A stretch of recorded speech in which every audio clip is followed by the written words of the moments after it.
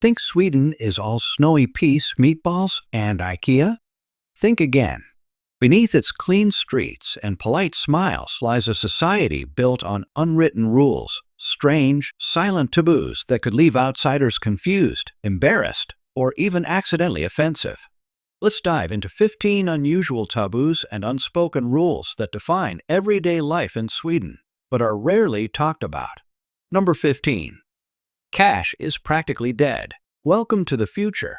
Sweden is already living in it. More than 95% of transactions are digital.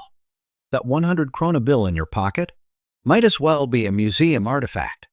Even cafes in Stockholm post signs saying, "We do not accept cash." Instead, people use apps like Swish to pay for everything from coffee to gas to church donations. The central bank reports less than 1% of all purchases are made with paper money. And with Sweden testing its own national digital currency, the e-krona, they may become the first country to fully eliminate cash. But not everyone's thrilled. Many elderly Swedes fear being left behind. And critics warn that a power outage or internet crash could freeze the whole economy. Still, Sweden is forging ahead, wired and walletless. Number 14. Tipping? That's insulting. Tipping in Sweden isn't just unnecessary, it can actually offend. Why? Because workers here are paid fairly by law. Wages, unions, and rights are strong. So tipping might seem like you're implying they need extra help or didn't do their job right. A Dog's Nye Hater poll found that over 60% of Swedes don't expect tips, and 80% prefer you simply say thank you. Number 13. Lifelong partners. No rings required. Imagine this. You've been living with someone for 20 years. You share bills, raise kids, go on vacations. You're basically married. But legally, you're not. Welcome to the Swedish concept of sambo, a form of lifelong cohabitation that doesn't require marriage. And it's not just casual living together. It's a legally protected status.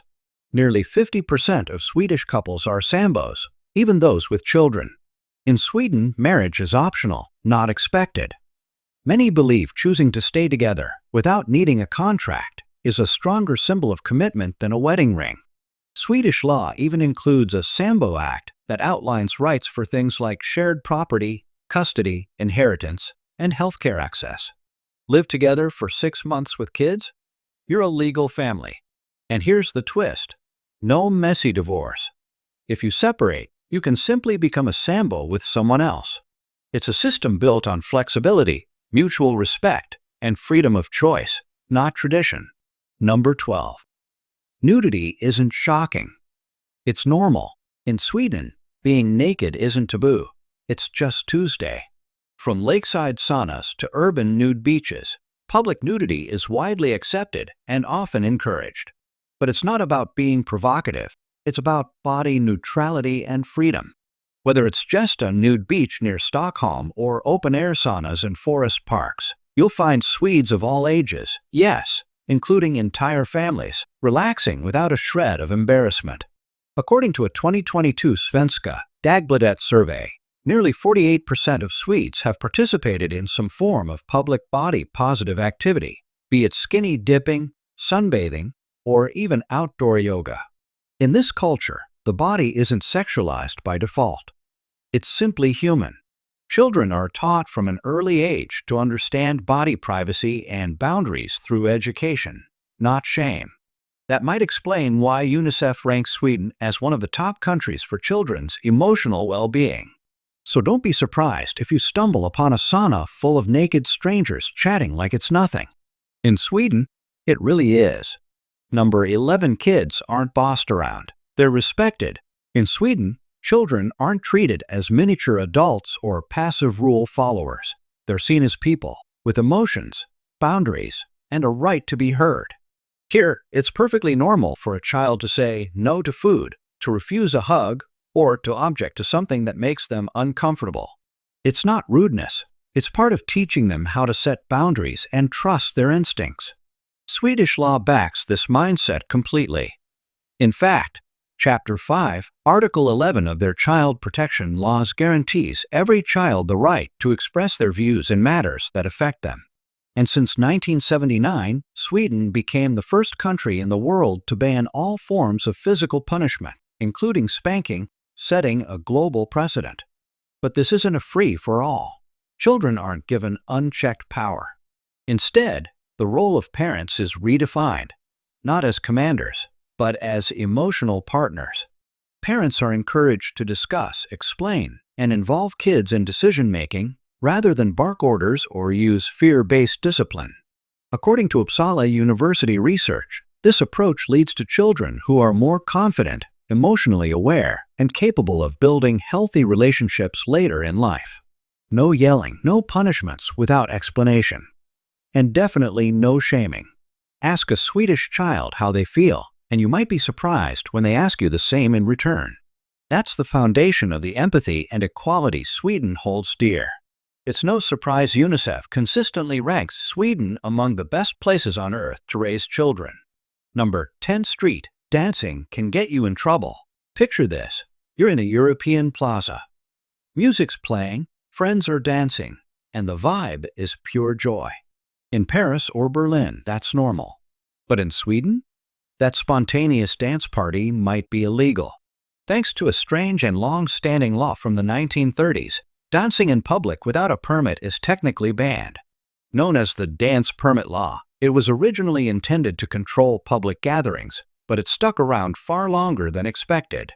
In the 1990s, Swedish nightclubs were actually fined, not for noise, not for drinking, but simply for allowing people to dance without a separate dance license. Even if the venue was legally open and serving food, dancing without a permit crossed the line. Though the rules have relaxed in recent years, the ban hasn't fully disappeared. As of 2023, public dancing still requires approval in many cities, especially in open spaces like parks, plazas, or docks. Even inside a busy cafe, organizing a dance event could require the owner to file with the city.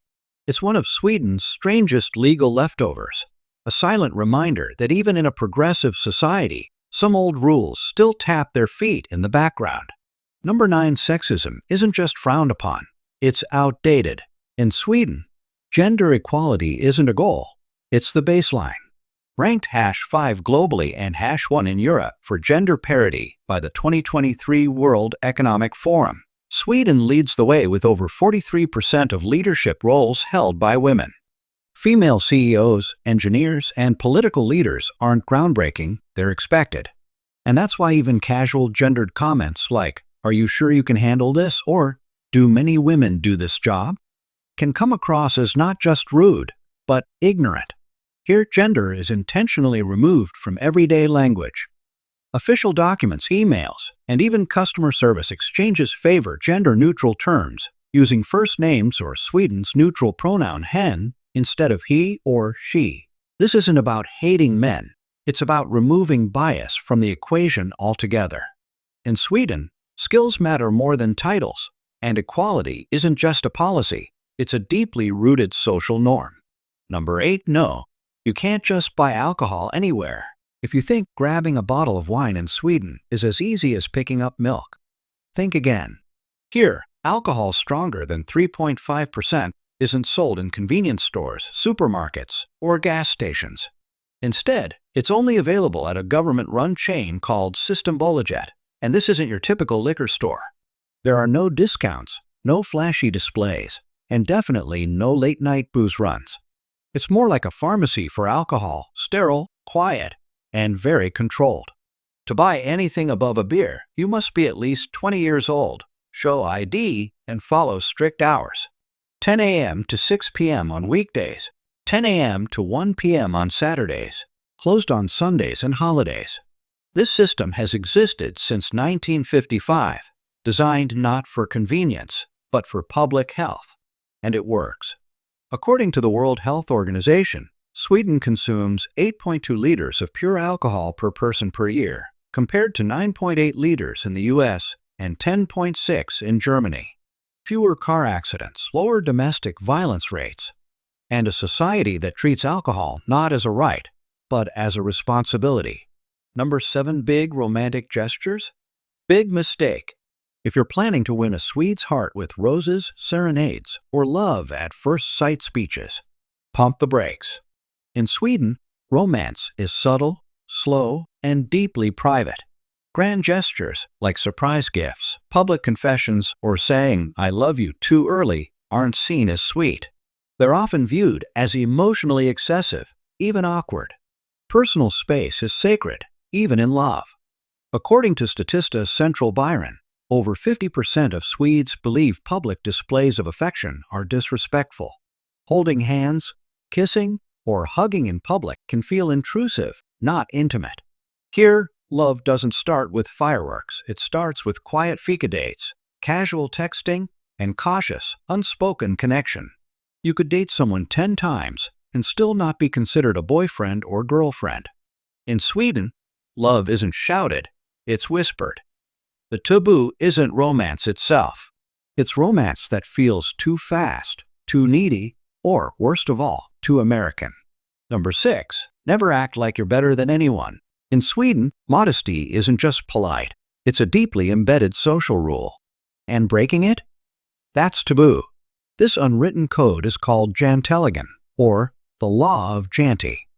It isn't a legal rule, but it shapes everything, from how people talk about success to how they write their resumes. The core idea? Don't think you're better than anyone else. Have a six-figure salary? Great, but don't bring it up. Top of your class? Keep it to yourself. Even online, Swedes avoid anything that looks like showing off. A 2022 Stockholm University survey found that over 78% of Swedes find public self-praise annoying, and a study by the Swedish Institute for Future Studies revealed that many international students feel held back, afraid that confidence will be mistaken for arrogance. It's the complete opposite of countries like the US or UK, where self-promotion is part of success. In Sweden, the more humble you are, the more respected you'll be. So if you want to fit in, speak softly, act modestly, and let your actions speak louder than your words. Number 5. Working late? That's a red flag. In most countries, staying late at the office signals commitment. In Sweden, it raises eyebrows. While the official workweek is 40 hours, many Swedish companies, especially in the public sector, adhere to 37.5 hours per week, or even less. Some employers in Gothenburg have experimented with 6-hour workdays, and the results? Higher productivity, less stress, and happier employees. Here, leaving work on time isn't lazy, it's smart. According to Eurostat, 95% of Swedes clock out by 5 p.m. And if you consistently work overtime, you won't earn admiration, you'll get strange looks. People might wonder, do you lack time management? Are you overcompensating? In Swedish office culture, balance is everything. Work too little, and you're irresponsible. Work too much, and you're seen as out of sync, even disrespecting your own personal life. Lagom, the Swedish philosophy of just the right amount, applies to work too. Because here, success isn't measured in hours, it's measured in balance. Number 4. Places you shouldn't visit in Sweden. Sweden may have the image of a perfect Nordic utopia, but not all of it is postcard perfect. Across major cities like Stockholm, Gothenburg, and Malmö, there are zones known as utsatta områden, vulnerable areas officially flagged by Swedish police where crime is high and law enforcement presence is limited. As of 2024, nearly 60 such zones exist. These aren't just rough neighborhoods, they're places where organized gangs exert control, surveillance cameras monitor movement, and even police hesitate to intervene after dark. Neighborhoods like Rinkeby in Stockholm, Rosengård in Malmö, and Biskopsgården in Gothenburg are frequently cited in national security reports. In some areas, local residents manage access points, install private barricades, and operate like communities within a state. So what happened in a country once hailed for peace and equality? Security analysts point to a mix of open immigration policies, failed integration efforts, and economic segregation, leading to social rifts. The result? Parallel societies where native Swedes avoid, and second-generation immigrants feel abandoned. It's a complex, sensitive issue, but one that shatters the illusion that all of Sweden is a safe, seamless paradise. Number 3. Never expect a dinner invite. Imagine visiting a friend's home, and when dinner time comes, they go off to eat and leave you sitting in the other room. No invite, no snack, not even a sorry. Sounds cold? In Sweden, this is perfectly normal. This strange custom first made waves on social media, sparking global outrage. But in Swedish culture, not inviting guests to dinner, especially unplanned, is about respecting independence and boundaries, not being rude. The belief is simple. If I feed you, you may feel obligated. That's seen as unfair. True respect means not creating pressure or emotional debt. Food historian Richard Tellstrom traces this back to the 1960s and 70s, when meals were expensive and tightly portioned. Kids visiting other homes during dinner were told to wait or go home to eat. Today, this rule has softened, especially in cities and younger households. But in more traditional or rural communities, the dinner table is still considered family-only space, a quiet boundary few dare to cross. Number 2, baby names need government approval. Think naming your baby is a personal decision? In Sweden, it's a legal process. Under the Names Act of 1982, parents must submit their chosen baby names for official approval. If the name is deemed inappropriate, offensive, or just too strange, it gets rejected. No name, no birth certificate. And it's happened. Names like Metallica, IKEA, BRFXX, CCXX, MNPCCC, CLMNPRX, VCLM, and CKSSQLBB, 11,116, and even Allah have all been denied for being confusing, commercial, or potentially disrespectful. Why the control? Because in Sweden, a name is part of a dignified social identity. A flashy or controversial name can disrupt the balance of equality and social harmony, two values Swedes take seriously from birth. It may sound strict, but it's rooted in the belief that every child deserves to grow up with a name that commands equal respect in society. Number 1. The sacred rule. Always cue properly. The most important rule in Swedish culture? Wait your turn. Quietly. In Sweden, lining up is sacred. Whether it's for the train, the bakery, or a summer ice cream cone, people form silent, orderly queues, sometimes with meters between each person. No signs, no instructions, just trust. A 2018 Som Institute study found that over 83% of Swedes believe proper queuing is a sign of good citizenship. Some places even have ticket machines at sandwich shops, not because it's crowded, but because no one should feel cheated or skipped. And if you cut the line, you won't be shouted at. Instead, you'll receive the dreaded Swedish silent punishment, cold stares, subtle head shakes, and collective quiet judgment. It's not loud, but it's chilling.